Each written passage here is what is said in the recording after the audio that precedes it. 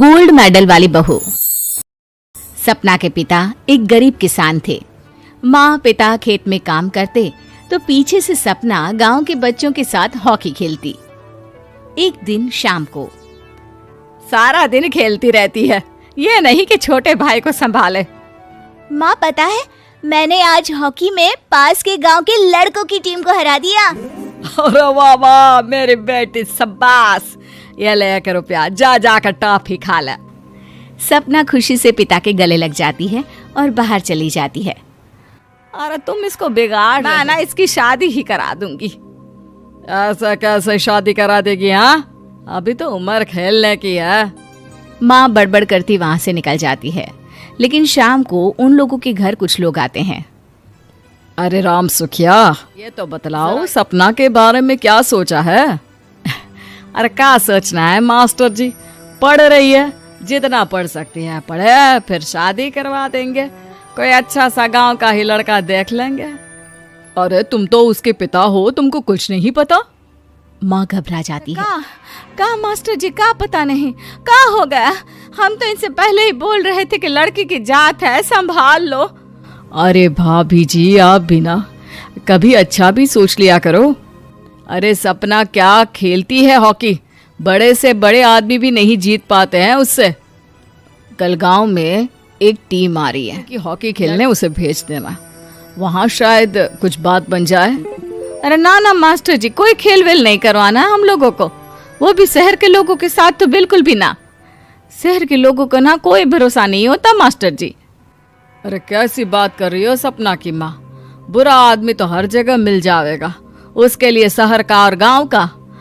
हाँ हाँ मास्टर जी, हम लोग तैयार हैं, कल आ जाएगी सपना वक्त से। लाख मना करने पर भी पिता सपना को हॉकी टीम के लिए भेज देते हैं। शाम को सपना वापस आती है, लेकिन लट के मुंह से। और क्या हो गया, मार खाई हो का? कौन मारेगा हमें? कोई मार वार खाकर नहीं आए। अरे फिर शकल पर 12 क्यों बजे हैं, बताओगी? देखो माँ, आप समझोगी नहीं, बताकर फायदा क्या है? अरे बिटिया रानी, हम तो समझेंगे ना, हमें ही बता दे। सपना पापा के गले लग जाती है। पापा, मैं ना सिलेक्ट हो गई हूँ भारत की हॉकी टीम में खेलने के लिए। अरे वाह, ये तो बहुत ही खुशी की बात है मेरे बच्चे। फिर मेरी गुड़िया काहे परेशान है? पापा, मुझे दिल्ली जाना पड़ेगा आगे की प्रैक्टिस के लिए। माँ जो सारी बात सुन रही होती है, जोर से चिल्लाती है। एक पैसा नहीं है मेरे पास, समझी? कुछ नहीं दूंगी। शादी के लिए लड़का फाइनल भी कर दिया है, कल्ले का बेटा, वो शादी कर लेगा तुमसे।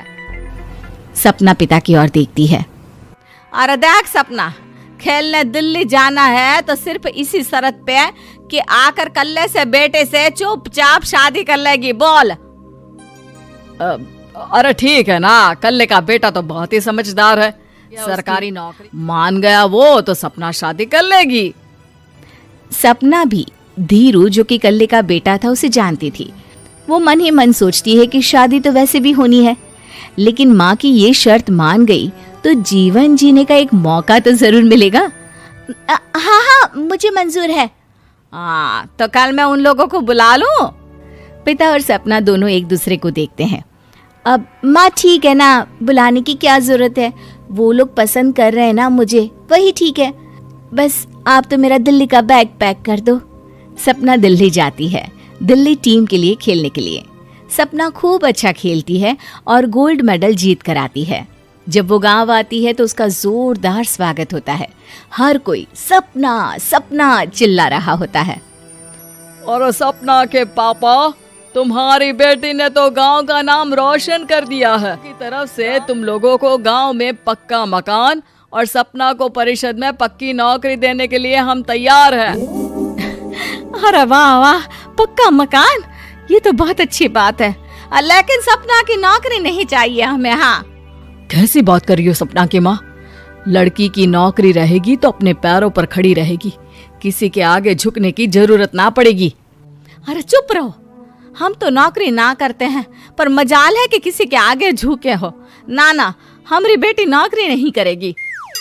पिता लाख समझाते हैं लेकिन माँ नहीं मानती। और फिर वो दिन भी आ जाता है जब सपना को अपने लड़के से शादी भी करनी पड़ती है ससुराल में। ए बहू, तू रोज रोज सुबह कहाँ जाती है? घर का सारा काम निपटा कर कहाँ भागती है? माँ का घर तो पास ही है, वहीं निकल जाती है क्या? नहीं माँ जी, मैं हॉकी खेलने जाती हूँ, मुझे खेलना पसंद है। खेलना पसंद है? अरे कैसी बात कर रही है बहू, शादी के बाद तो कोई लड़की खेलती फैलती नहीं है, वो घर का काम काज देखती है। सपना कुछ नहीं कहती। वो एक रोज कमरे में अपनी अलमारी ठीक कर रही होती है कि तब सुनो, वो जो लटक रहा है ना, क्या बोलते हैं उसे? मेडल। सपना पति की बात सुनकर खुश हो जाती है, उनके पास जाती है। मैं सोच ही रही थी कि तुमने कभी पूछा क्यों नहीं। ये मेडल है, मैंने जीता है, पता है, हॉकी में मैदान, बहुत से लोग, 2 टीम और फिर शुरू होता है जुनून। पता है, लगता है जैसे बस जिंदगी यही है, खेलते रहो, भागते रहो, दौड़ते रहो और लक्ष्य को पालो। सुनो ना, मैं ना भारतीय टीम के लिए खेलना चाहती हूँ। माँ, यहाँ तो आ जरा। सपना हैरान हो जाती है कि ये क्या हो गया, पति अचानक से माँ को क्यों बुला रहा है। हाँ बेटा, क्या हो गया? काहे गला फाड़ रहे हो? माँ, ये सपना क्या कह रही है? अरे बीवी तो बोलती ही रहती है बेटा, लेकिन क्या हो गया, चिल्ला क्यों रहे हो? ऐसा क्या बोल दिया इसने? माँ ये बोल रही है कि इसको खेलना है भारतीय टीम के लिए। सपना डर जाती है। नहीं माँ जी, मैंने कहा कि मैं चाहती हूँ कि वो मैं बोला था ना, शादी के बाद कोई खेलता नहीं, घर का काम काज देखता है, लेकिन फिर भी। नहीं माँ जी, ठीक है, मैं घर का काम देखूंगी, कल से मैं खेलने भी नहीं जाऊंगी, माफ कर दीजिए।